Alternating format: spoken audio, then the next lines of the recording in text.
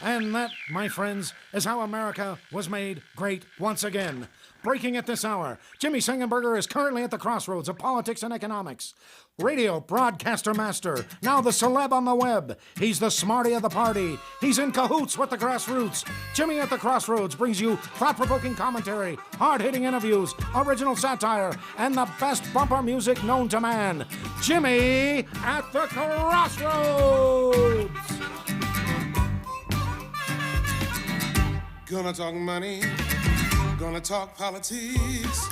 Great for all generations. Oh, what a great mix, I said. Gonna talk money, gonna talk politics. Great for all generations. Oh, what a great mix. I got Jimmy at the Crossroads, making sense out of nonsense. People want answers, they want to understand. They come to the crossroads and Jimmy gives them the plan. I said, gonna talk money, gonna talk politics. Great for all generations. Oh, what a great mix. I got Jimmy at the Crossroads, making sense out of nonsense. Come on, Jimmy, what you got?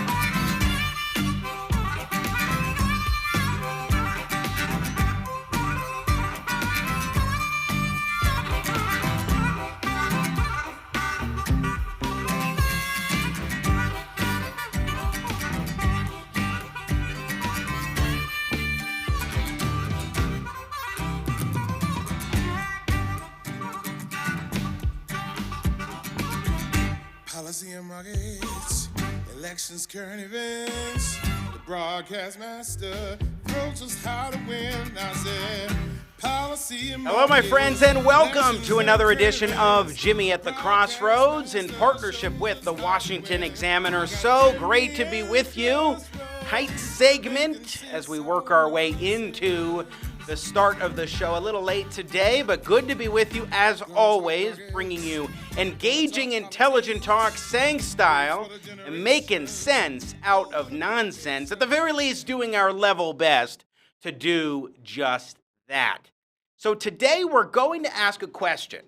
Once we get into the third segment with guest Rick French, and then on to Chris Burns in the final segment, will sports and markets make a comeback, and soon? Are they making a comeback? We will talk with these gentlemen about those very topics. Rick French is co-owner of the Daytona Tortugas minor league baseball team. He's also on the board of the Rock and Roll Hall of Fame. He's involved in a number of nonprofits. He is a PR executive, just a fascinating guy. I'm looking forward to talking about sports and entertainment in this era of COVID-19 with Rick French coming up a little later on the show. And Chris Burns is president of Dynamic Money, CEO of Dynamic Money. And we will get his thoughts on the markets, which are up once again today. Why is that? What's going on? And should we be encouraged by the signs that we're seeing? What should we keep in mind moving forward as well when it comes to the stock market? And first, coming up in just a short bit here, we will be joined by syndicated columnist Ruben Navarrette, a good friend of the show already, to get his thoughts on the controversy surrounding hydroxychloroquine, the potential treatment that could help patients dealing with coronavirus, COVID-19 symptoms, and so forth. Big debate about that. A lot of attention going to that issue. We will talk about it today with Ruben Navarrette here on Jimmy at the Crossroads. But first, I want to play a clip. This is Anthony Fauci on Sunday, Face the Nation, Cut 10, where he was, not Face the Nation, CNN, and he was over the weekend asked about his thoughts on the states that are not yet issuing stay-at-home orders, and also the notion of a national stay-at-home order. Take a listen to this. Knowing the signs, does it make sense to you that some states are still not issuing stay-at-home orders? I mean, whether there should be a federally mandated directive for that or not, that I guess that's more of a political question, but just scientifically, doesn't everybody have to be on the same page with this stuff? Yeah. I think so, Anderson. I don't understand why that's not happening. As you said, the tension between federally mandated versus states' rights to do what they want is something I don't want to get into. But if you look at what's going on in this country, I just don't understand why we're not doing that. We really should be. So Anthony Fauci is an advocate for a national stay-at-home order. Now, I will say this. I strongly oppose that idea. I don't think it is an appropriate role for the federal government to do so. Each of these states should be able to make their own decisions on this matter, and most have done a stay-at-home order. But what you also have when you issue a national stay-at-home order is the inability for states to rescind that order when the time is appropriate for their states. For example, last night, Colorado Governor Jared Polis made a speech, and he announced that April 26th is his target date for opening up Colorado's economy. We're broadcasting from Colorado. Now, he's hoping for sooner. He doesn't want later, but he targeted April 26th, a few days before President Donald Trump's targeted date for the various states across the country to reopen. That's an encouraging sign. I was pleased to see that. I was expecting a longer extension by Polis than to April 26th. But states like Colorado would be unable to make that decision if a national stay-at-home order were to go into effect. And I think these states need to be able to have the flexibility to make these decisions. The federal government shouldn't be making restrictions like that. It's not the role of the federal government under the Constitution, under our federalist society. The states have authority. In fact, the states have even more powers to deal with what are called general police powers than the federal government. More latitude to do things like stay-at-home orders and quarantines and so forth. So I disagree with Fauci on that. Maybe in some of those states, maybe they should be looking at some more restrictions or what have you. I'm not going to speak to those states at this moment. But what I will say is that the federal government should not be involved in stay-at-home orders, issuing them at the national level. We need to remember that states are those that are entities that are part of this country. The nation was founded by the states. The states ratified the Constitution. We have 50 now, and those 50 states need to be able to control what goes on in their own territories and to have that sort of latitude. So I wanted to make a note today on the importance of what is called states' rights, federalism, and what we're seeing with these stay-at-home orders. We're going to take a break. When we come back, we will be joined by none other than good friend of the show, syndicated columnist Ruben Navarrette, as we continue here on Jimmy at the Crossroads, coming to you in partnership with the Washington Examiner. America's politics are crazy. The culture is in flux. That's why we work hard to help you keep up. More politics, more culture, and more access. We focus on the biggest stories of the day with some of the biggest names in politics and punditry. Go to our website, WashingtonExaminer.com. Subscribe to our YouTube channel. Be sure to follow us on Facebook, Twitter, and Instagram.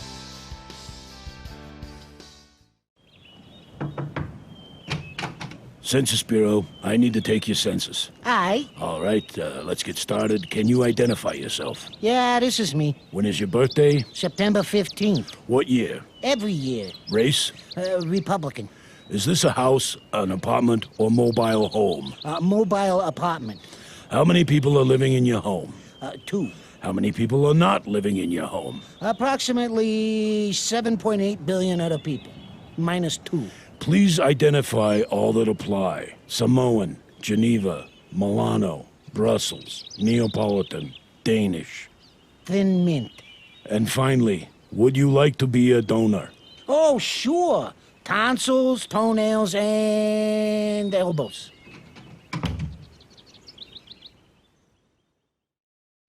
Jimmy Sengenberger here, and I'm going to tell you something personal about myself. 8 years out of college, just about, I still have $16,000 in student loan debt, and I've had several forbearances along the way. But here's the thing. I don't think that you should have to forgive my student loan debt.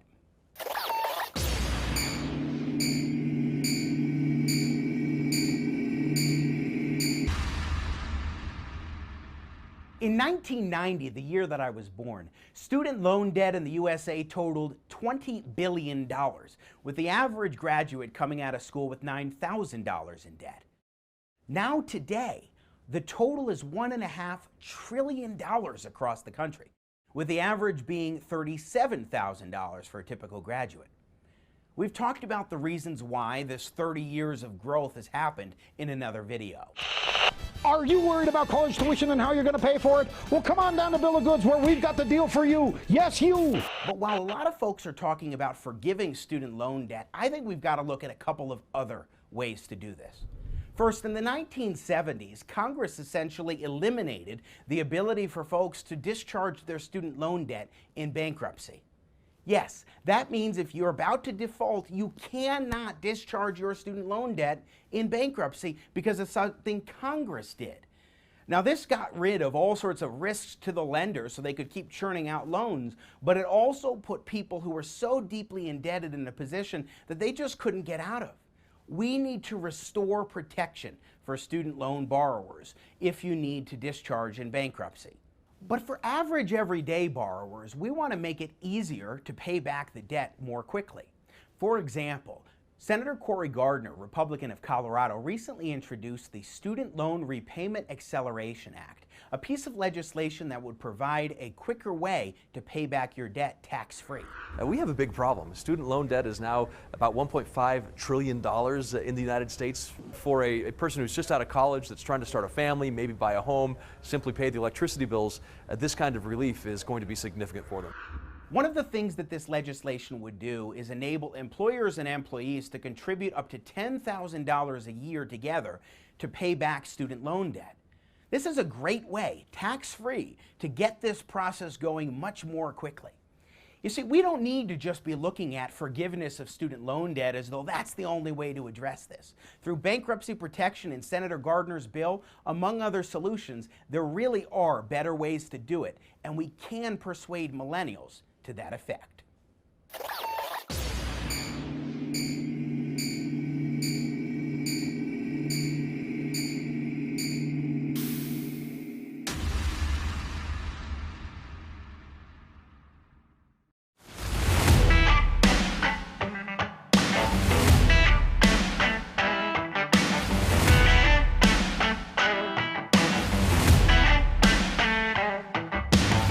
Welcome back to the set, Mr. Sang Style, Jimmy Sengenberger, ladies and gentlemen.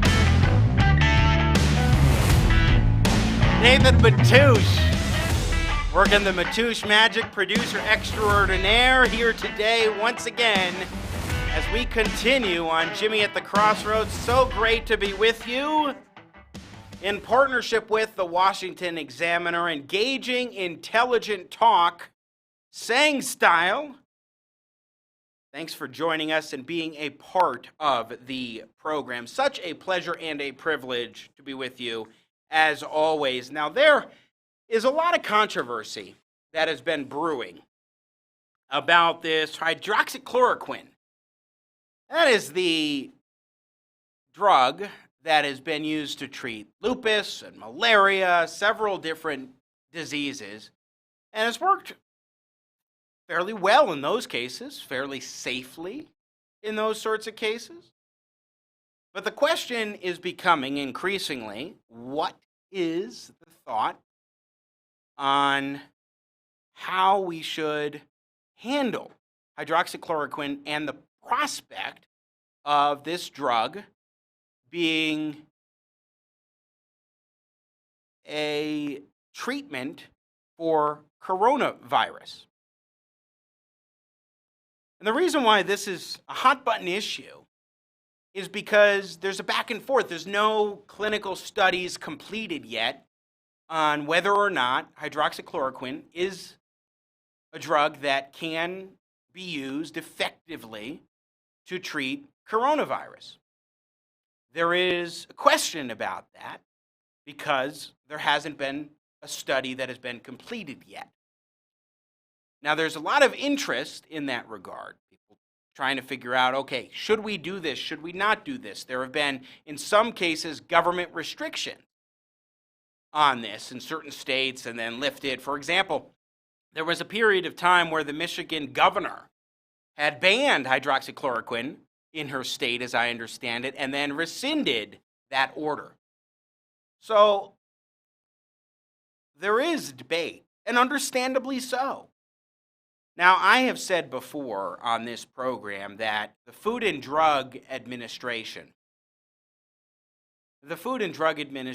should be in the business of overseeing and making decisions on whether or not to approve a drug for safety, but not for efficacy.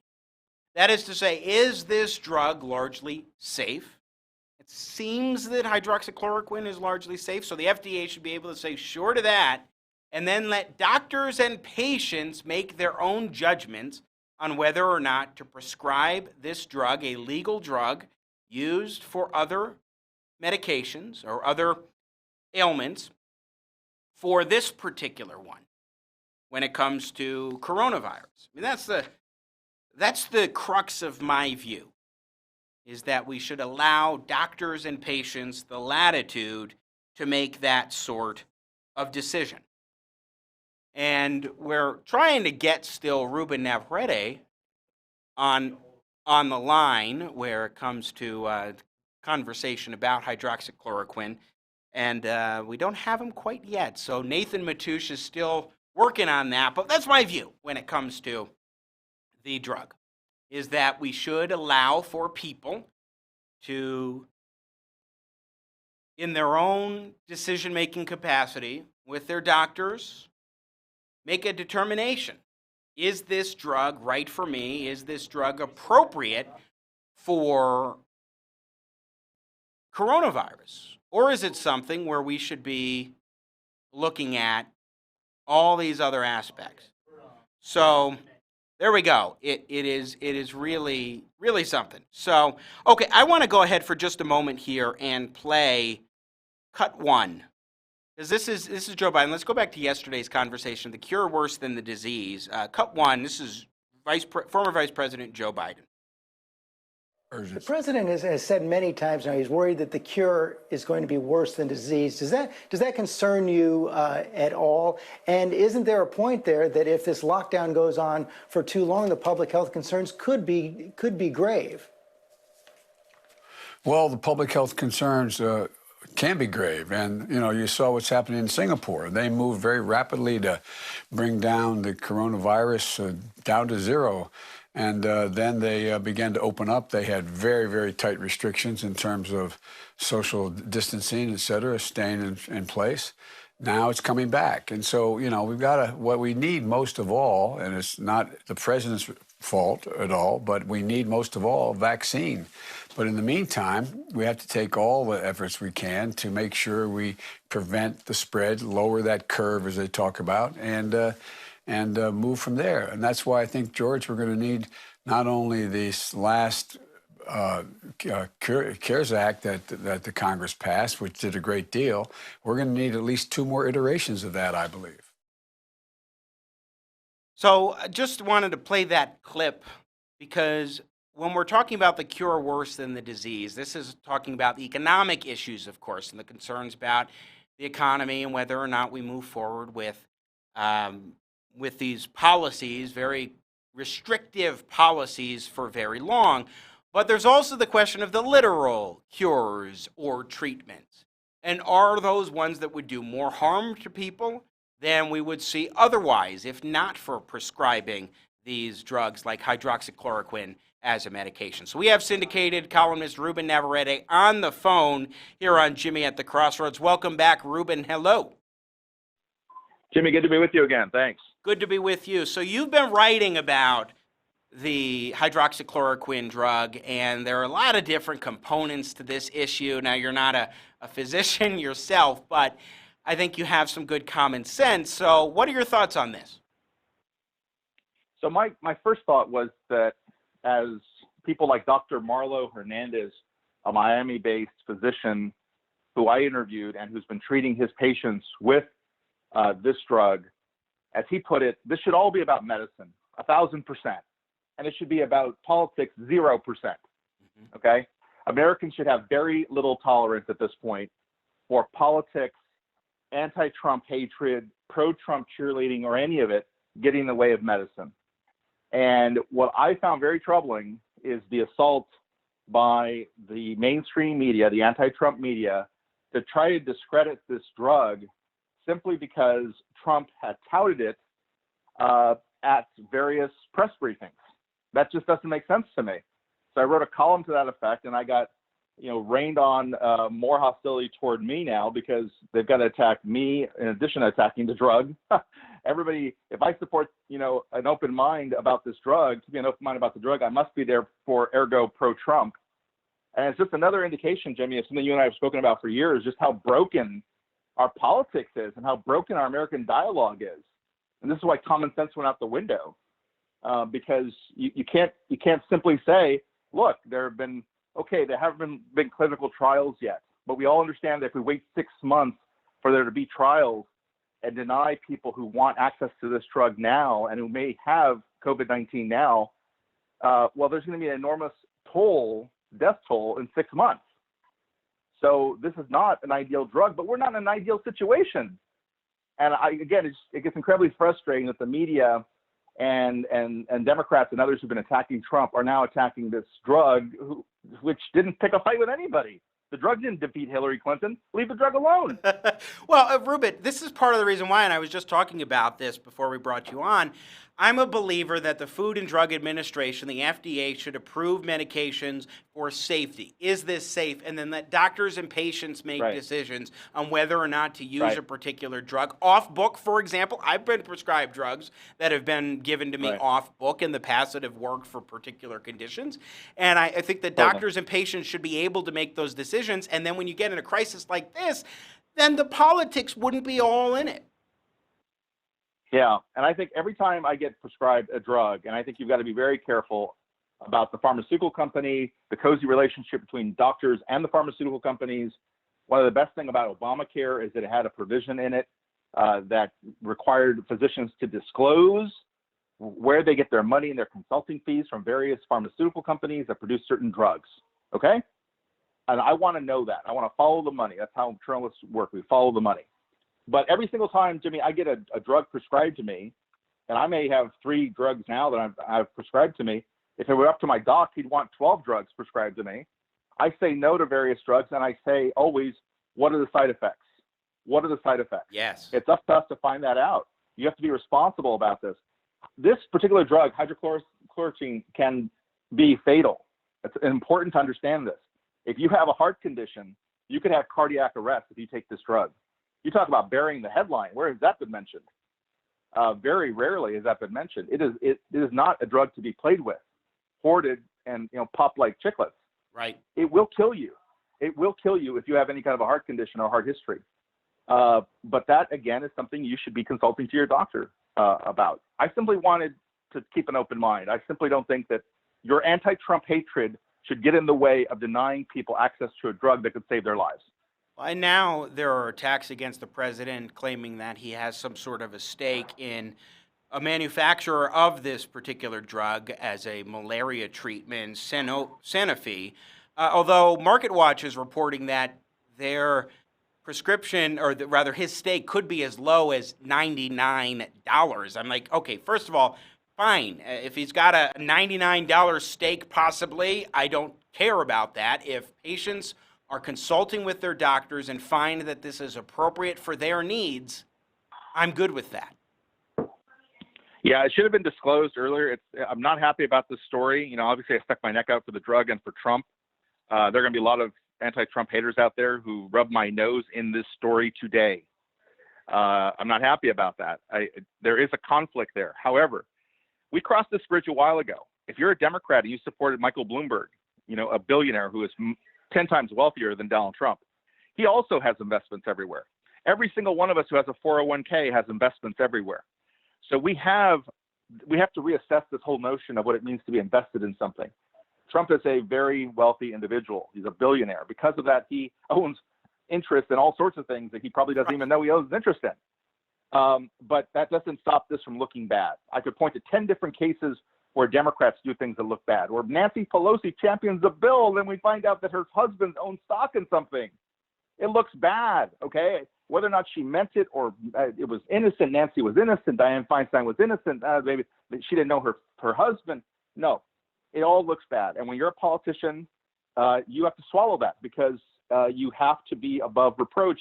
And when you advocate for a drug like this and we find out that you have investments in it, it's going to fall back on you. Ruben Navarrette, syndicated columnist, our guest. There's a couple minutes left with you, Ruben. And I think that you're right to point out that this is a politically driven thing here when it comes to this treatment. Now, Dr. Fauci, I think, is right to urge caution in saying there hasn't been a clinical study. This isn't proven to treat the coronavirus disease that people have been dealing with.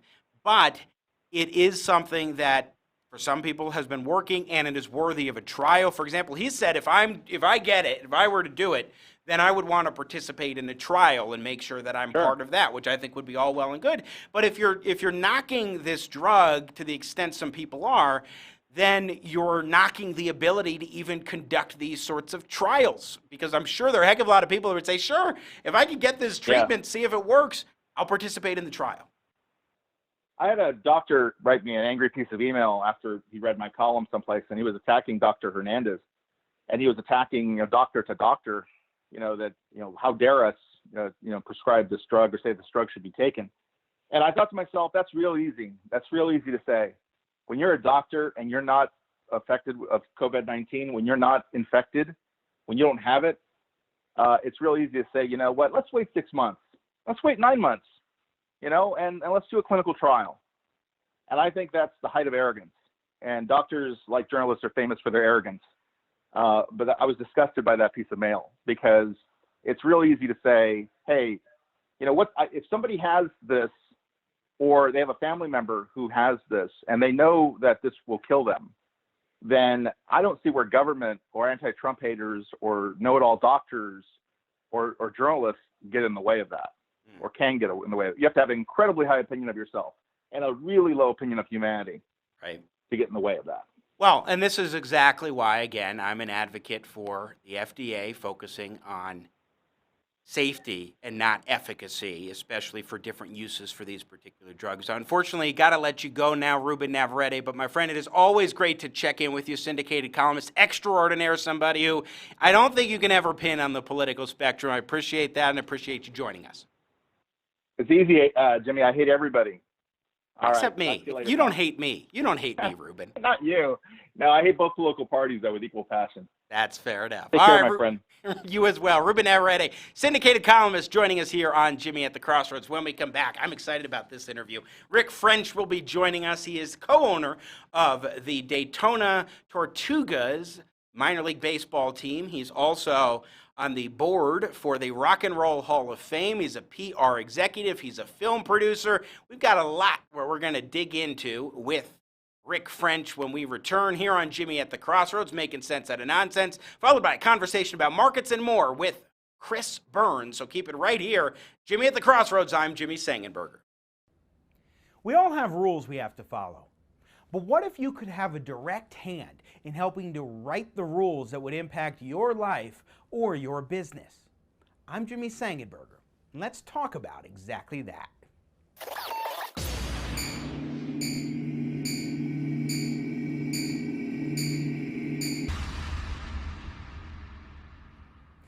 There's a lot of talk these days about the Trump administration's efforts to deregulate the American economy. If you think about it, though, deregulation is actually a great thing because it unleashes the unlimited potential of each and every individual.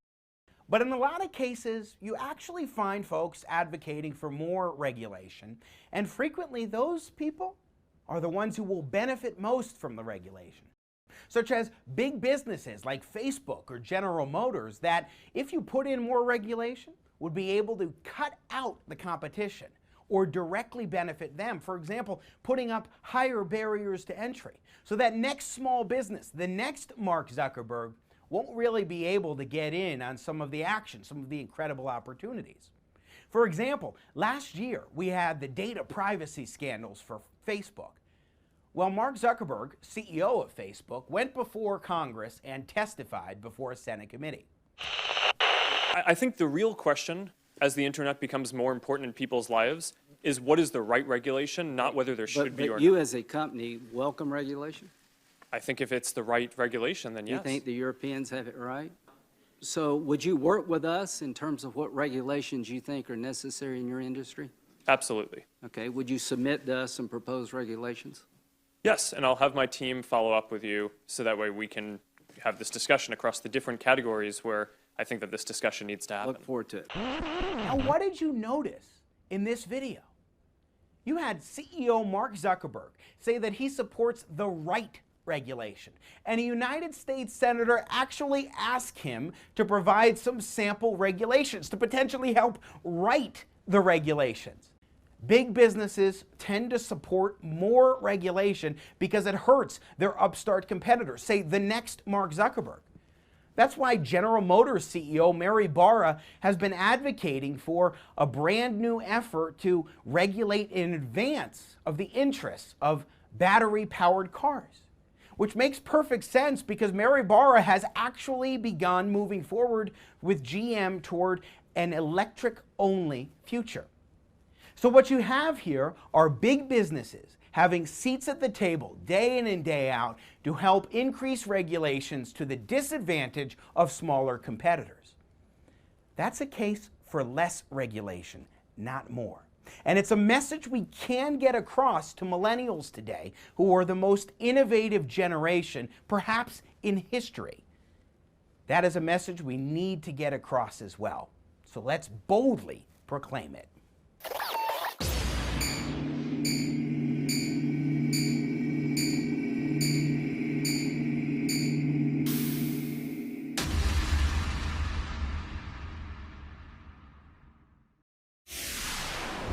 And now, the further future adventures of Starship Winkler. The Winkler is sailing to return Captain Jack Starbucks to his home planet when suddenly...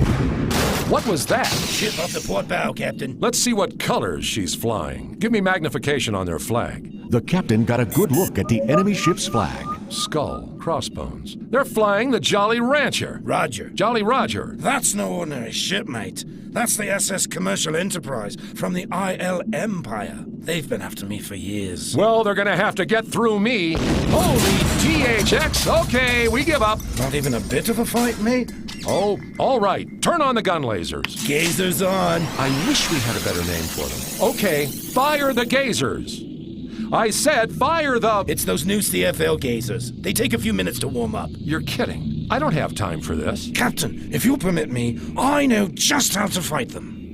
Well, does Captain Jack Starbucks know how to fight the enemy ship? Tune in next time when we hear... First, we lawyer up. On Starship Winkler. Attention! This is the automotive version of the National Census. To complete the National Census, simply speak into your radio in a loud, clear voice when you hear this sound. I will record your answer when you hear this sound. Okay, let's begin. What is your name? I'm sorry, I didn't quite catch that. Please speak louder. Louder. Louder. All right, Mr. Flirton, how many people are in your automobile right now? Did you include the body in the trunk? I thought so. Now give me the correct number. Thank you, Mr. Flirton, for completing the National Census. Your results will be tabulated and added to the large pile of garbage floating in the Pacific Ocean. Thank you for taking part in the National Census.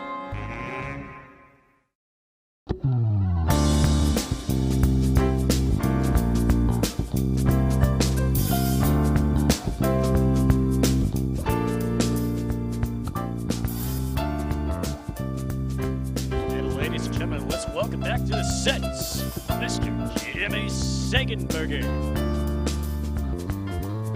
Hello, my friends. Welcome back to Jimmy at the Crossroads. Great to be with you today on this Tuesday, April 7th, in partnership with the Washington Examiner. Thanks so much for joining us. So, President Trump, just in the last handful of days, has floated the idea of opening up sports. Let's play cut 14 here. This is President Trump at his press conference. He's been doing these daily coronavirus press conferences, talking about how much he would like to see sports to come back as a place where people can go, they can gather, they can enjoy themselves, as we have not been able to do for a while now. Take a watch to President Trump here. This is from, as broadcasted on ESPN. We have to open our country again. We don't want to be doing this for months and months and months. We're going to open our country again. This country wasn't meant for this. Few were. But we have to open our country again. All the great leaders of sport, and they want to get back. They got to get back. They can't do this. Their sports weren't designed for it. The whole concept of our nation wasn't designed for it. We're going to have to get back. We want to get back soon, very soon. And I know there are a heck of a lot of Americans across the country. My dad's one of them, producer Nathan Matoush, working the Matoush Magic day in and day out here on Jimmy at the Crossroads. He's eager for sports to return. Just patrons at home watching on TV are being able to go to these games. So it's such a difficult time. But the Major League Baseball is looking at bringing back baseball in May, but with all the games played in Arizona. Pretty interesting what's going on here. What are we to make of the push to restore sports? And also, is it smart at this point in time? What are some of the legal hurdles? How is the entertainment business working out with all of this, film and so forth? I'm pleased to talk about this with Rick French. He is chairman and CEO of French West Vaughan, the award-winning integrated marketing company headquartered in Raleigh, North Carolina. He also is a Board of Trustees member for the Rock and Roll Hall of Fame and Museum in Cleveland, Ohio, the Buddy Holly Educational Foundation, and a managing partner of the feature film company Prix Productions, as well as a co-owner of the Daytona Tortugas minor league baseball team. Rick French joins us here on Jimmy at the Crossroads. Rick, so great to have you, sir. Thanks for joining us today. Jimmy, thank you for having me. I really appreciate it. So I appreciate your time here. So how are you doing amidst everything, especially as someone who's involved in film production? Not much of that able to go on right now, as well as sports teams. You are the co-owner, as I said, of the Daytona Tortugas. How are things going from that standpoint? And also personally, are you well? Are you healthy? Well, thank you for asking. I hope you're well, and I hope that all of your listeners and viewers are well. Yeah, I'm doing fine. My family's doing fine. No illnesses. My partner in the ownership of the Daytona Tortugas, however, is about 10 days into a battle with the COVID. He and his wife went out to spring training, and they believe they contracted it there. So it's been a little bit of a battle for them. It's interesting. We're supposed to have our home opener here in 2 days in Daytona. And we're going to celebrate it with a singing of the national anthem and a police escort of our mascots to the Jackie Robinson ballpark, and ask people to join us at home on a Facebook Live event where they can sing the national anthem and toast to the new season. But that's not the same as throwing out that first pitch and having opening day finally come to fruition, which we've been looking forward to for quite some time. No, of course not. But at the same time, what you're doing is giving people a sense of community, something that they can come together for and enjoy an experience, even if it's online. At least you're bringing them something. Here's why was it important, since you can't have your opener for the Tortugas this week? Why is it so important to at least give fans and community members something?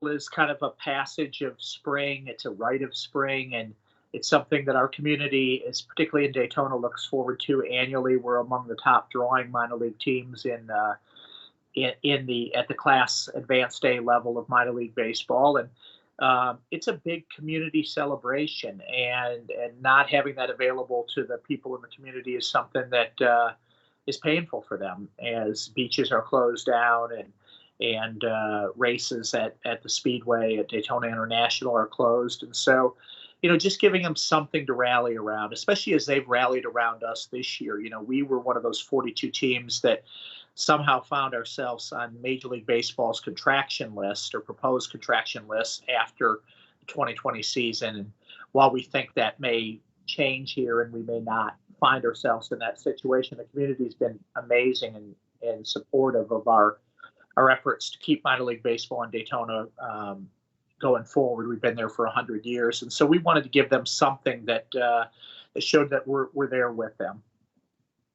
Rick French, co-owner of the Daytona Tortugas, I'm going to read a paragraph here from an ESPN story that I found pretty interesting. A Major League Baseball and its players are increasingly focused on a plan that could allow them to start the season as early as May and has the support of high-ranking federal public health officials who believe the league can safely operate amid the coronavirus pandemic, sources told ESPN.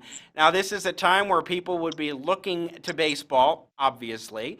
So they're trying to give fans something, perhaps, that they can at least enjoy from home, even if they can't go to the stands and be participants. Looks like it may just broadcast. These games take place and be broadcast from Arizona. What do you make of this prospect? I have mixed feelings about it.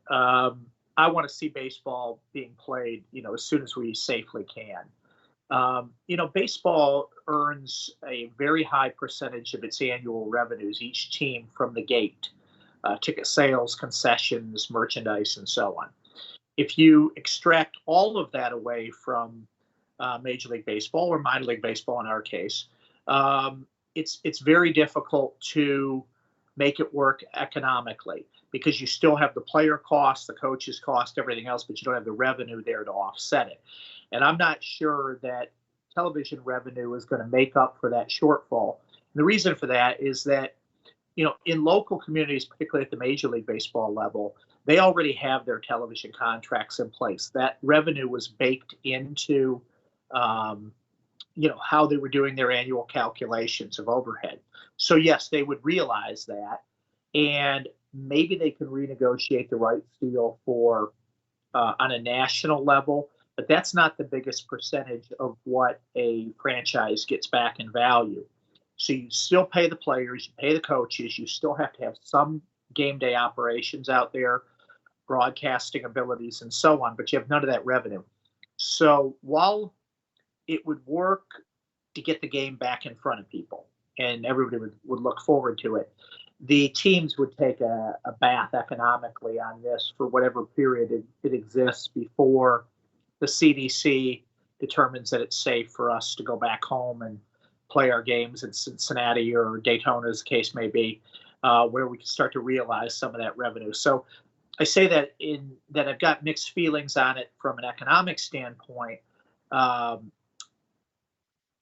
from a safety standpoint, you still have to have people at the ballpark.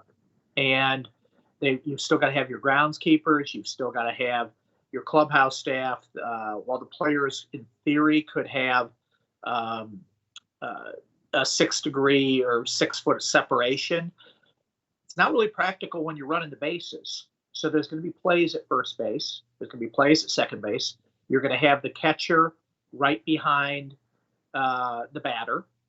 And so I don't know how safe it is. But then again, I don't know how safe golf is right now. The golf courses are open around the country. I've been spending some of my time at the country club I'm a member of, and I see a number of people that are much closer than 6 feet apart in terms of the foursomes and so on. So I'm not a CDC expert or a physician, but I'm not sure that you could adhere to social distancing properly and still play the game. I think that's such an important point. I mean, when we're talking about sports, and especially when if you want to take the ball, tag the guy, you have to be close to the person. You can't keep 6 feet when you're running to the next base. So there are these challenges.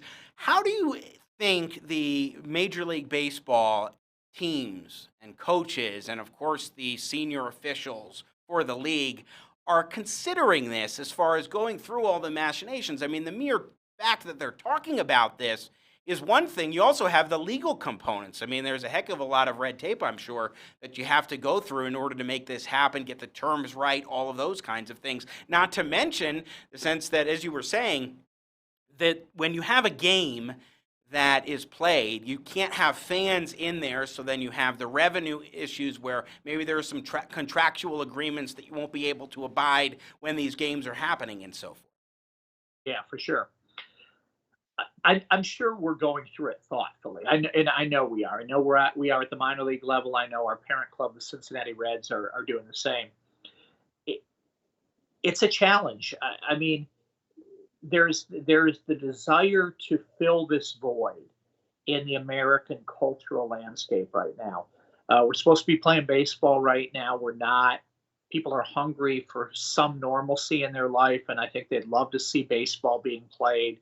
I know it would garner significant ratings and probably higher ratings than we might get if we're competing with, the NHL playoffs, the NBA, end of the season and playoffs, and so on. But you have to balance that, the desire for it, with the safety and the fact that we've got to be careful of not continuing to spread it. And here's the reality: the first time one of our players at the major league level tests positive and or then passes the virus on to someone else, now what? Do you just pull them off and quarantine them, or do you continue to play? So in thinking about the idea of doing this, we've got to have a business continuity plan going forward about what happens if. And I'm not sure in all this discussion if Major League Baseball has gotten to that yet. Because there's a high degree of likelihood that you would go out, start these games, someone would contract this. As I said, my business partner contracted it at spring training in Arizona, where the Cincinnati Reds have both their major leaguers and their minor leaguers. And so I just think that that's probably going to happen. And then I think you would have to ask the question of, you just trudge on and take that player off the field. Because if they've been anywhere in close proximity to the other players, now what? Rick French is our guest. He is co-owner of the Daytona Tortugas minor league baseball team. So just a final question on this topic, and then I want to get to film and entertainment for a moment. Rick, is how likely do you think it is that the MLB will actually move forward with this plan as it develops? I think there's a want, but I don't think it's practical. It doesn't mean it won't happen, but my sense is that I think the White House is urging the commissioners of the league to think about different ways to do it. I'm just not sure that baseball is the sport that is best positioned to do it. For example, I think you could pretty easily do it on the PGA Tour without question. No fans. Players are used to playing in an environment where they go out and play 18 holes by themselves all the time growing up. So going out there and playing in, say, groups of 3 where you're away from each other on the tee box and you spread apart on the green, that's quite easy. Baseball is not. Football is not. Basketball is not. And hockey is not. Or soccer, for that matter, or the major sports. I think you could probably best do it with golf, but golf doesn't seem to want to do it without the fans. And so my guess is, after thinking it through, it's probably not going to happen. But there have been decisions in Major League Baseball before that have surprised me. So, Well, make no mistake, sports is a big part of our economy and also a big part of people enjoying themselves. They like relaxing, going to a ball game, or at the very least being at home and watching their favorite team play. So it is a very difficult time in that regard, to be sure. Now, Rick French, you are also a film producer, and obviously right now you can't really have films in production, at least if you're shooting. Of course, you can still do the editing and getting movies ready, but right now you can't even go to the movie theaters to watch films. So tell us a little bit about your background in that and where you see the film industry as being at this point. Yeah, it's really interesting. To your point, you can't do any production right now, but you can still continue to work on films that are in development. And that's what I'm doing. I have two very major motion pictures that were scheduled to begin principal photography here this summer. And we're looking at that schedule and trying to decide if that's at all realistic or not. If it isn't, then we have to look at the availability of our stars later in the year, what other commitments they have, other projects, and determine, do we need to recast the film? Can we go forward? It's a challenge. I'm retelling the Buddy Holly story, which was first made in 1978, starring Gary Busey. It got a Best Picture nomination, and Gary Busey got a Best Actor nomination. We're telling it through a different lens of how musicians in the late 50s kind of broke the color barrier. Interestingly enough, before Jackie Robinson broke the color barrier in Daytona, in baseball years later, which a lot of people are not aware of. Jackie actually played his first professional game in Daytona Beach at our ballpark before he ever made his way up to Brooklyn. So we're telling a story about how, black, brown, and white musicians really helped break down segregation in the late 50s through the film Clear Lake. And we've been waiting to make big casting announcements around that because of the pandemic and not wanting to look insensitive to that during the time. So that one was planning to go, as well as the NFL survival drama Not Without Hope, which is based off a incident 10 years ago in the Gulf of Mexico where two NFL players and a college football player perished in a tragic boating accident. And there was one survivor that was plucked from the sea after a dramatic Coast Guard rescue. And we've been trying to develop that film for many, many years and have it ready to go and ready to shoot in a couple months. But again, the pandemic has that up in the air. So both of those are very major motion pictures that will be in theaters with worldwide distribution.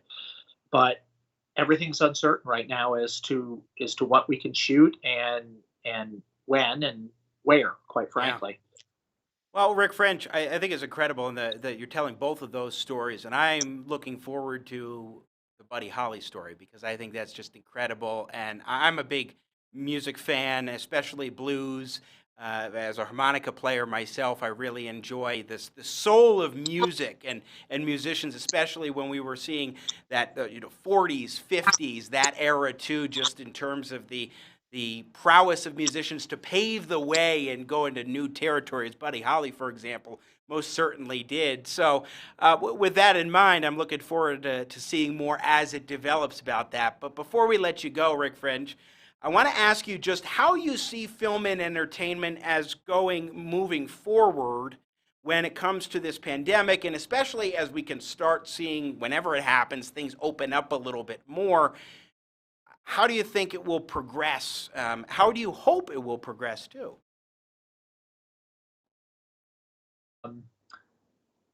Film is interesting because, we're now living in a Netflix world. And a lot of the studios have broken their theatrical windows in an effort to get some of this content out there while people are at home.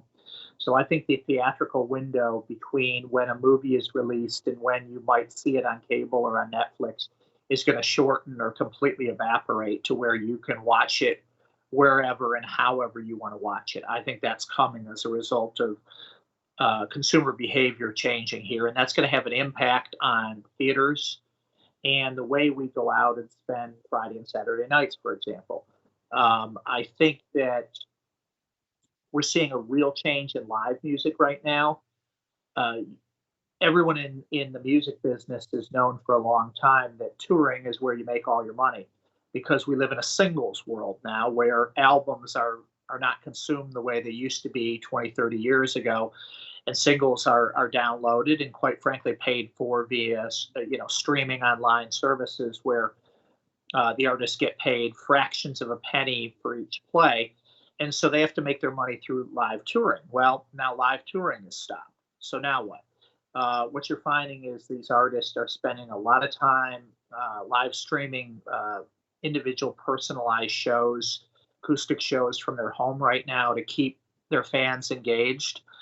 And that may be a new way that they realize they can realize revenue, so that it doesn't necessarily have to be going out in these big package tours. But I think certain artists are going to find that they can turn from what they're doing now, in most cases free, into private in-home concerts that are subscribed to by people. And I think that will be a model that a lot of artists will start to follow. In professional sports, I think it's a little different. I think that sports are built around fandom and people being in the stadium, cheering that common support for a team and common purpose. I think that will come back, but I think it's going to be a little slow. I think that I've seen a lot of reports about the pent-up demand in both the concert space and professional sports. And while I think there's some truth to that, and I think there will be people that will absolutely be eager to get back out there and go to a live performance, there's going to be fear on the part of some people to put themselves into crowds before there's a vaccine, before that they know that this pandemic and this virus is under control. And I think that even when the economy opens back up, you're still going to see people decide that, you know what, until I'm certain about my health or the exposure that I could create for loved ones or coworkers, maybe I'm going to stay on my couch and watch this or consume these things a little differently than I might otherwise. And I think that's going to have a hangover for a good long period of time, regardless of what some of these optimists and economists are saying about this. They're just not being realistic about consumer behavior and how people deal with fear. Sure. No, I think that's so well put. And just two observations. One, I'm deeply disappointed. I love going to live concerts, Red Rocks, other venues. Always just one of the highlights of my year is being able to go to different concerts.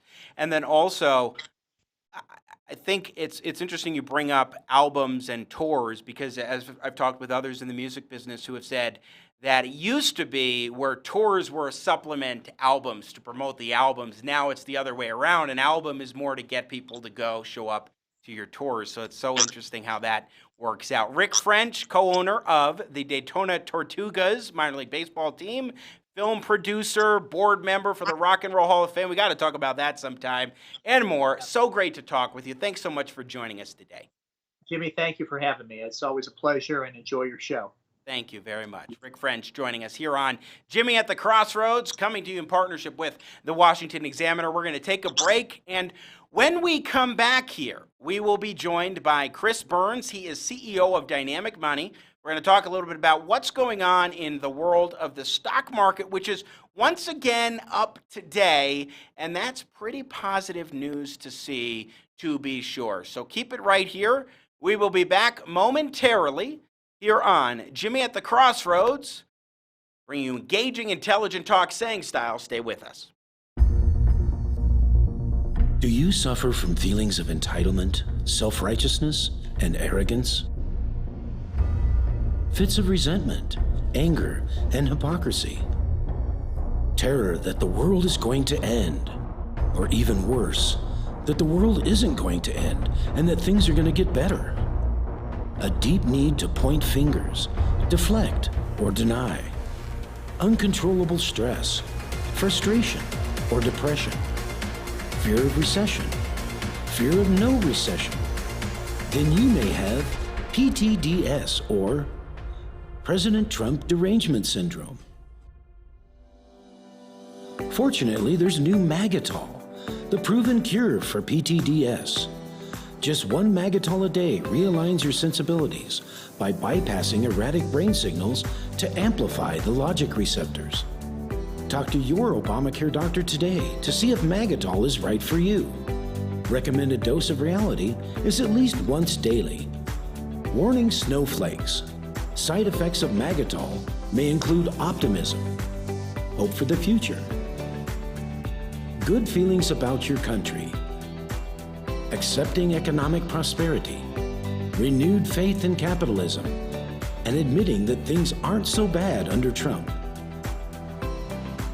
If you discover you're allergic to common sense, stop use immediately and contact your doctor. Relax. Breathe. It's Magatol from the makers of Triggerol. America's politics are crazy. The culture is in flux. That's why we work hard to help you keep up. More politics, more culture, and more access.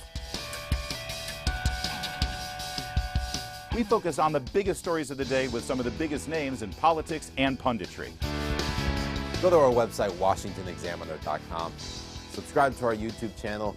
Be sure to follow us on Facebook, Twitter, and Instagram.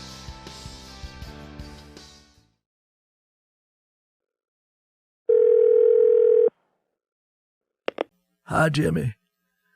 This is Bill Clinton calling your secret hotline here. I gotta keep it down because I'm calling from the doghouse here in Chappaqua, New York at our place. Don't even ask. All you need to know is she's on the warpath again. Oh boy. Hillary yelled at me for listening to you. I have to do it in secret. But I really admire your show. I really do. I'm calling to wish you the best. All the best. In the future and even right now. Oh, here she comes. Listen, I gotta go, but you got a great show and you're gonna do very well in the future, I'll tell you that much. Oh my God, I know it's gonna happen. She's gonna have me read chapters of her book again, put us both to sleep. I know what the title of her darn book should have been. Should have been called How I Dropped the Ball on the 2-Yard Line with 3 seconds left in the Super Bowl. I gotta go.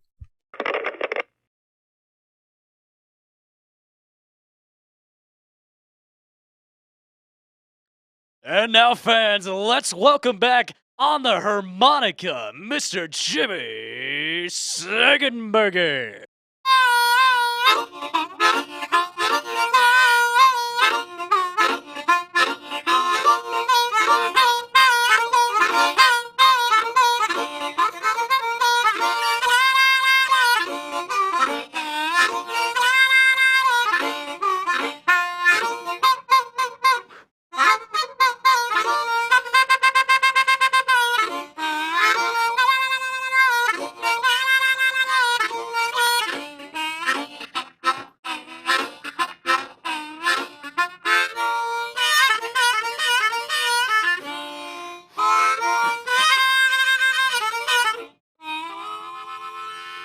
Welcome back to Jimmy at the Crossroads, the only political and economics show and podcast where you will find your host playing his own bumper music, coming back on the harmonica, coming to you in partnership with the Washington Examiner. And I am so pleased to welcome to Jimmy at the Crossroads someone who I know enjoys the harmonica because he's a fan of Blues Traveler like I am. Now, that was no John Popper style playing, but we'll see what he thinks. I'm pleased to welcome to Jimmy at the Crossroads, the CEO of Dynamic Money, as we dive in to economics, markets, and more, Chris Burns. Chris, my friend, welcome to the show. Good to have you here. Jimmy, thank you so much. It's hard to follow up on the former president and then have you on the harmonica, but I'll do my best. You know, I thought I'd make it very difficult for you with the hotline phone call from Bill Clinton praising yours truly and then playing a little harmonica. Now, that was no John Popper playing, but was it all right? Oh, man, it was fantastic. Well, it was better than my harmonica playing. So, and that's I don't think that's saying much, though. The high standard. Yeah, we'll see. Exactly. We'll see. Good to have you here. How are you doing amidst everything? I'm okay. Thank you for your patience. We've tried to do this 4 or 5 times, and every time something seems to happen. So awesome to be on your new show. Neat to see your success in the midst of, honestly, just so much craziness for so many people right now. So it's a weird time to launch on the one hand, but on the other hand, I think there's a lot of people looking for just good content, and I'm just excited to see what you're doing. I appreciate that, Chris. Thank you so much. So tell us a little bit more about yourself, because you have a background in markets and investing. Tell us about what's going on with Dynamic Money. You're also a radio host who hosts finance media programming. So who is Chris Burns? What do you do?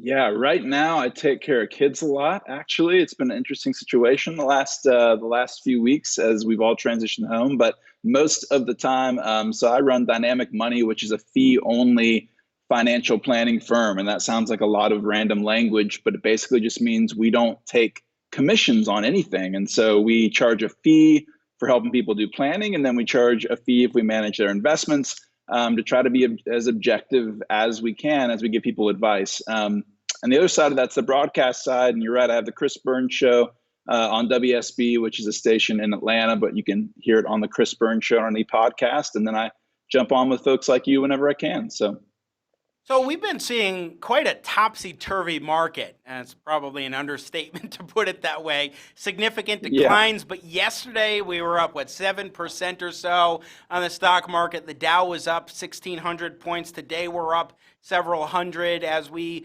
talk right now. What do you make of the market dynamics that we're seeing? I mean, there's a lot of volatility, and then when we see the swings upward or downward, they don't seem to be very small. They're at least several hundred points, if not 1,000 or more, upward or downward. Yeah, one thing that encourages me is a string of days. Anything that we see that shows volatility is changing. And like you just said, the point you made is actually critical here. If the market's dropping significantly, and then it goes up significantly, both of those are actually concerning to me because I'm looking at volatility itself as the concern. And even though nobody calls you and is angry if their portfolio goes up 10%, that can be problematic if we're seeing massive swings. It's kind of like watching Bitcoin a few years ago. And so I would just say right now, the reason the market's responding well is that preliminary data is showing this shelter-in-place concept is working across much of the world. There's a lot of hope that we're going to see this be, we're going to have an effective conclusion to this. That does not go hand in hand necessarily with an easy walk back out of the economic reality this has created. And it's important to remember the difference between the markets going up and what the economy is doing. That is an important distinction because they don't always go in tandem.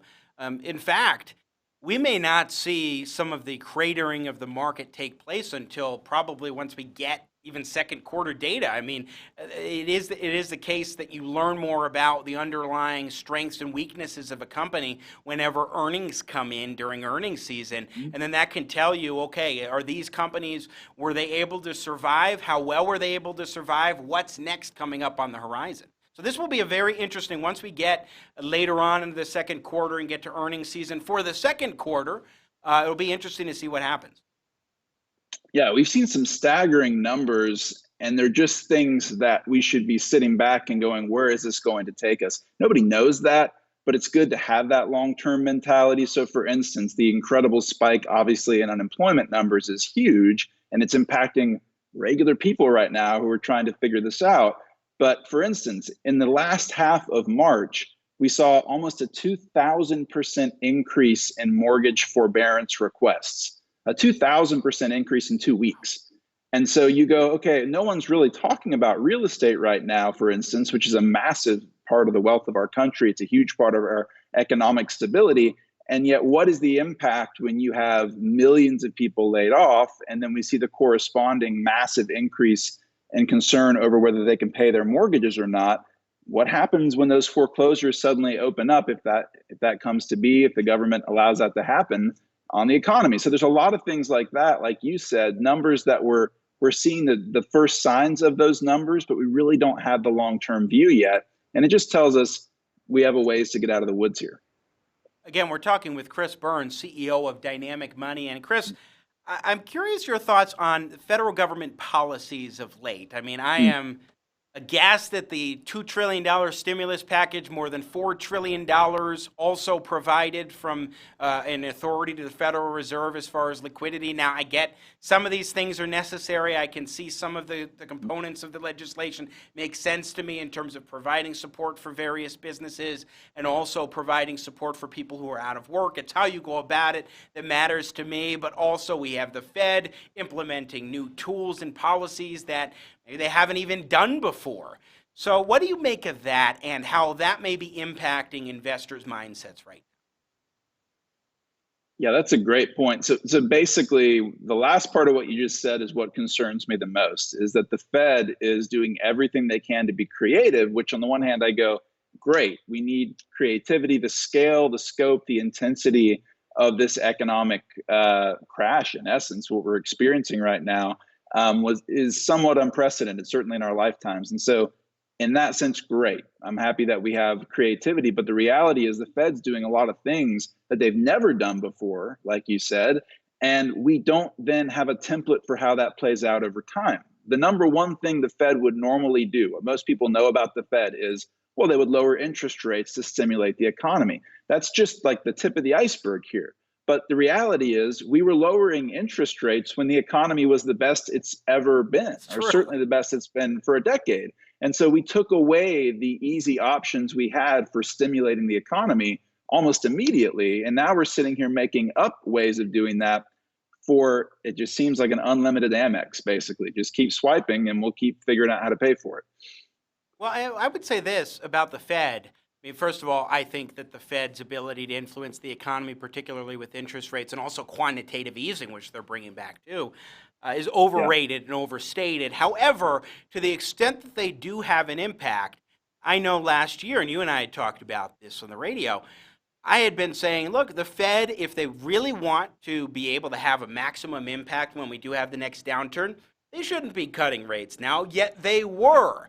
They were making that decision, and they stopped rolling down their balance sheet, which was trillions of dollars amassed in the aftermath of the Great Recession because of the quantitative easing policies. And I was saying, again, you should be continuing the rollback, because once we do actually hit an economic malaise, if you think that quantitative easing is going to have an impact, well, then maybe it would be a little bit more so then. I mean, I'm a believer that quantitative easing didn't work before, but if you believe that it did, you should at least want to have some arrows in your quiver. And yet, here we are now. They've spent those arrows, and you're wondering, okay, what can you do now to the extent they can make an impact? Yeah, and so now they're pouring trillions into programs that most people have never heard of or understood. I mean, if you actually, there's the Brookings Institution has a great website you can go to, or if you just Google, for instance, what is the Fed doing based on the coronavirus, you're going to get pages and pages of the programs they're implementing that most Americans have never heard anything about or have any clue about. And so it's very hard for most people to sit and go, I like this or I don't like this, because they don't even know what's going on, honestly, with the Fed. But the Fed's doing everything they can to keep markets functioning in some sort of normal sense and keep credit flowing so that banks have credit to lend out. That's the theory. But it's all happening so fast, and it's all new programming. So we have no idea what the impact is, except for that on the other side of this, we're going to have a massive amount of increased debt, basically, because we took on so much trying to deal with this. And everybody's so focused right now on saying we need to give every resource possible to this problem. Well, I don't disagree with that. Look, my sister-in-law is a nurse in California right now. I understand how intense this is, and it needs to be given resources. But I think we're seeing the impact of not thinking about it in the years of plenty. It's almost like going back to Sunday school and talking about Joseph, of like, you store up in the good years so that in the bad years you have something to rely on. What we're seeing right now is we didn't have anything to fall back on. And so we're just trying to create it in the moment. And being reactive is always painful long term. Well, one thing to keep in mind, Chris Burns, is that we were already talking about the concern of corporate debt. And now you're adding on more of that corporate debt. And only portions of the loans that the Small Business Administration is giving out, or the federal government is giving out, that are allocated specifically towards employees, keeping workers on the payroll, that portion will be forgiven by the government.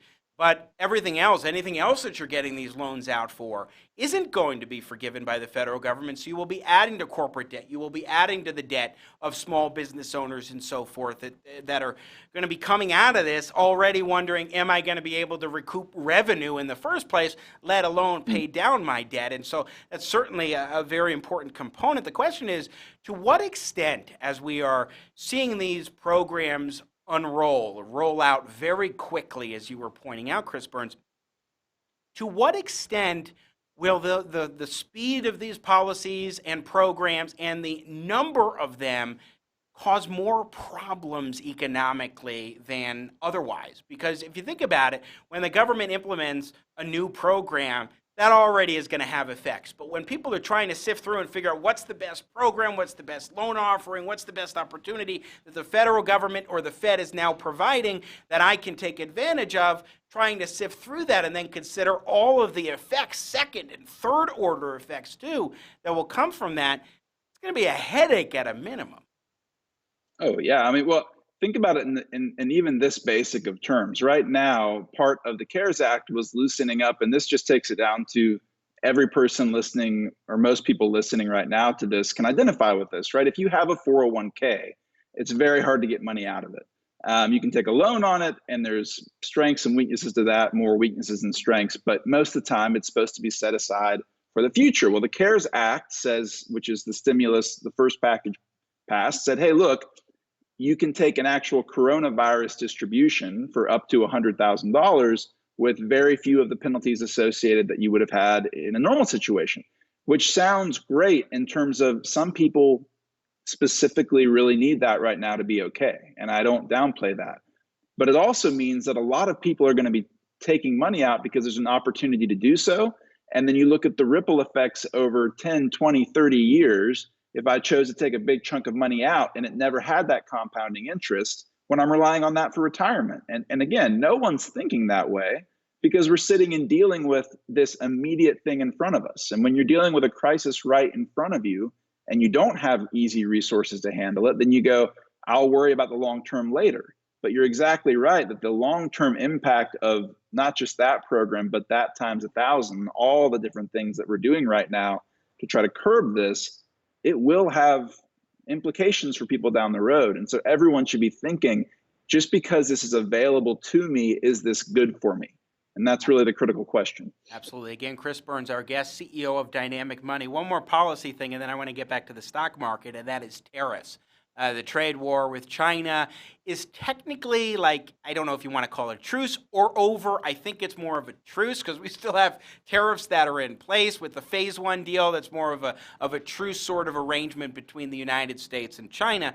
But there are still a heck of a lot of tariffs that are in place. And General Motors is one of those companies that President Trump has now ordered to produce PPE to be able to provide, and other technologies to be able to provide support to physicians, to medical personnel across the country trying to address this crisis. Well, General Motors said late last week to the Trump administration, hey, we need you to cut tariffs on some of the components that we need in order to make ventilators. Now, the Trump administration, I don't think, has reached a decision on that at this point, but it really goes to show the negative impacts of engaging in a trade war and putting tariffs in place, particularly because, look, we may be trying to manufacture these products here, all well and good in order to address a crisis. But at the same time, goods do come from other parts of the world in order to make the component parts and build up these products that are needed, these goods that are needed to help address the crisis. So what are your thoughts on that wrinkle here? Well, I tend to agree with you. I don't like tariffs in general. I'm a libertarian bent there. And honestly, this president has been on the far other side of utilizing tariffs in every situation or as often as possible. I almost feel like people are let down at this point. Countries feel like they're not close to us if they haven't gotten tariffs because all of our allies have had so many tariffs. But anyway, the interesting thing about GE in this and that whole question is that GM, I'm sorry, I'm losing it. Lighthizer had come out. So the president's primary trade negotiator had come out and said, hey, look, we've already, we don't have tariffs on nebulizers, for instance, or on ventilators. But GM's coming back and saying, hey, look, no, you might not have tariffs on the completed product, but if we're going to make them in the States, there's tariffs on the different pieces we need to make these. And that's where the White House hasn't come back yet. So I think that's where we really see politics coming into this. And I agree with your take on tariffs. But across the board, I mean, even if you go back to why is it that we had seen such a push to decrease interest rates by the Fed even months ago when the economy was great, it was because the White House was pushing and saying, I mean, literally, I think that, Jerome Powell was public enemy number one, the chairman of the Fed, because he wouldn't push down rates more at that point. And so that's where the intersection of politics and economics can be really troubling. And I agree, this is one area where the government needs to step back quickly to make sure we can be in a good position. Well, here on Jimmy at the Crossroads, we are at where politics and economics collide. So very well put, Chris Burns. So let's shift back to the stock market. Given everything that we're seeing in terms of policies and in terms of the fact that we're still at a shutdown and 29% of the economy, one source, I don't remember if it's the Fed or one of the banks, said that 29% of the economy at this point is basically just completely shut down because of what we're seeing with all these anti-coronavirus policies to combat the spread and flatten the curve. And with all of that in mind, how do you think investors should be thinking and preparing for this market climate? Because I don't think the volatility is going to go anywhere anytime soon. I don't think we're going to see a massive uptick anytime soon in terms of the stock market, but maybe we'll go down more or what have you. I mean, obviously we can't project what the future will have in store, but what should investors keep in mind in order to prepare? Yeah, so there's two parallel realities in my mind that are both true, and it's maddening, okay? So the one is, especially for younger investors, there may never be a time in your life that's better to invest, because so many strong companies that we don't expect are going to fail are significantly down right now. So that's what you hear a lot of people talking about, that now is a great time to invest. And mathematically, that's true. But the reality on the flip side, which is just as true, is that a lot of people right now are sitting out there, and I meet with them all the time, both in their 20s and in their 50s, that have a ton of money sitting in their 401k or in IRAs and literally no emergency funds, no safety money. And there's never been a more important time to have a cushion because so much is unknown. So I think people need to come to terms with a few things. One, there's going to be time here. This is a lengthy process we're going to experience. It's not something that's going to be done in the next few weeks. And so understand you're in this for a bit of the long haul. And as good as it could be mathematically for you, if you have the ability to put money into the market right now, because long term you're going to see that grow, you have to put your personal safety, your family being okay before that. And so it might mean that you miss out on some opportunities. It might mean stopping contributing to a 401k so that you build your emergency funds. It might be paying the minimum on your debts right now, again, just so you have more cash in hand. People need to be thinking liquidity right now. And then if you're blessed enough to be in a position where you can put money in the market, just diversify well. That will blow up over time. Chris Burns, and I think you kind of touched on this a little bit there in your last answer, but what do you think people should keep in mind about what not to do at this juncture, which I think is as important, if not more important, than what to do? That's a great point, because a lot of calls that I'm getting right now are actually, you have a portion of people calling that are worried about the market. And so it's, should I get out right now? And everybody's heard that answer. Be really careful about getting out, because in essence, you are taking, you're selling your stocks for a significant hit at that point. It's like a garage sale. You don't want to do that. You might need to reduce your risk somewhat, but you don't want to do it by going all to cash. But I'm getting just as many calls, and this is the more interesting side, from people going, okay, where should I be throwing this extra money I have? And they don't have a lot of extra money, but they basically are viewing this somewhat almost like the lottery. It's like, hey, look, there's opportunity right now. I think these stocks are going to come back. People that never talk to me about the market are reaching out and saying, what do you think of this company? Or should I be looking at this company to invest in? And I would say that's just as dangerous. You have to have your fundamentals in order. You have to have money saved, and you have to be putting money into well-diversified long-term funds like a 401k or an IRA before you take a huge chunk of your extra money right now and just throw it into a company because your best friend's neighbor's dog said it was going to blow up because of the crisis. There's a real danger for a lot of people in throwing extra money into something they have no expertise in because they're hoping for a get rich quick type scenario. So both sides are dangerous. I have to say that I always encourage viewers and listeners to talk to a financial advisor, not their friend's neighbor's dog, before making a decision on how to go ahead and invest your money. Just a final question for you, Chris Burns, again, CEO of Dynamic Money. When it comes to the economic climate today, I mean, obviously, as we were talking about so much, is politically driven with different policies that are put into place, but also we have the markets that are watching headlines and seeing what's happening with the economy and seeing what's happening with the politics and the policies. The big question that I like talking with investing experts about is how to approach the headline. When you see a headline that's disturbing or a headline that's encouraging, how quickly should you be to react to that particular headline, or how deeply should you go underneath the hood before making, or into the details of the story before making a decision?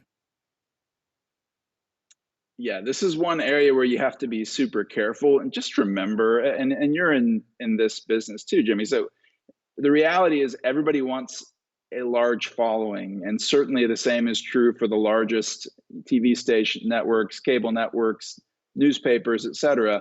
You're not going to get headlines by saying market up, but don't get too excited, right? You're going to get market has breakthrough day or breakthrough week, and it looks like, and you read that article, and even if you go into the depth of the article, sometimes it sounds like, hey, listen, everything's coming back. Maybe we're going to be in a good position for a lot of things I've seen. Or it's the opposite. It's financial Armageddon and the world's going to end. And I would just say, be really, just remind yourself constantly that these companies are doing everything possible just to get their share of the viewership. And so that means extreme and exaggerated is going to sell more than just saying the actual reality. The reality right now is most of us don't know exactly what's coming. Well, none of us know exactly what's coming. And most of us are sitting every day and watching what's going on in the markets. And if we're going to be honest with ourselves, we don't know how long this is going to last. We don't know how long the economic reality or the long-term ripples of the economic reality. Right. So let's keep that in our minds as we read the paper every day. If we read the paper, I don't know. I don't know. I certainly read the Washington Examiner online, and they have a magazine, by the way. So, Chris Burns, yes. I got to give you a little outro. Let me just...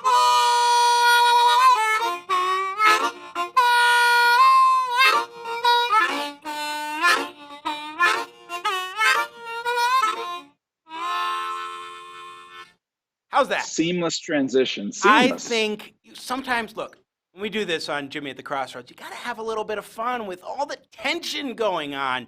You have to cut loose a little bit and sometimes blow on that harp. It helps it out, man. All right, Chris Burns, CEO of Dynamic Money. Thanks so much for joining us. Great to have you. We will have you back soon, I'm sure. Hey, thanks, Jimmy. I appreciate it. Thank you. We appreciate it as well. Once again, Chris Burns, Dynamic Money, always great insights. Joining us here on Jimmy at the Crossroads in partnership with the Washington Examiner.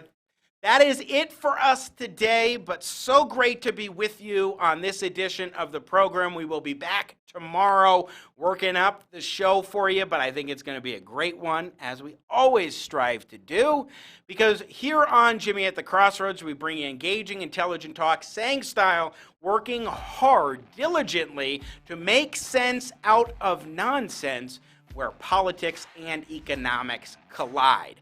Once again, that is it for us today. In the meantime, be safe, be well, be healthy. Please enjoy a little levity. Have some fun. Try to cut loose. If you're a musician, go play music.